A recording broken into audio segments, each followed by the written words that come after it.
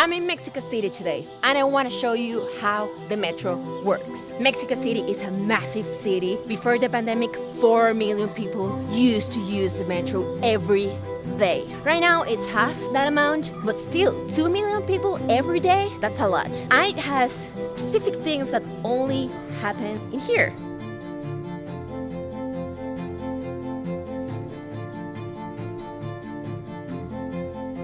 Things that I didn't know, the wagons are separated by gender. If you see like these signs in here, it means it's only for women and kids. At the beginning it was quite weird for me. Once you experience it, you're grateful. Because if you go in the only men, you feel quite vulnerable. I disagree with separating people by gender, but somehow it makes you feel safer. It's the same pink as that taxi. Those taxis used to be only for women at some point. Right now, all the taxis in Mexico City are pink taxis.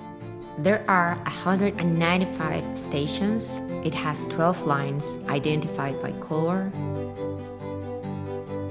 Each trip is 5 pesos. I am going to not that. There.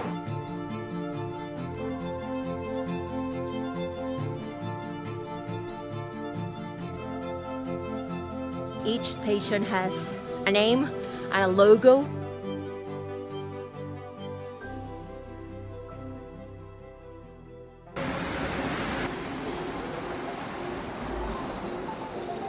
They're not announcements. If you need to know where you're going, you have to pay attention. You have to count the stations. You have to read the names.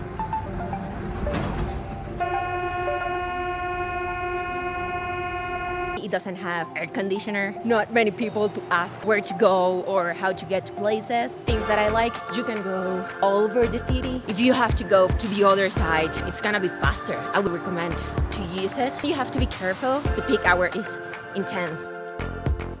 Usually in the surroundings, there are so many delicious things, like green juices, like some tacos, street food in general.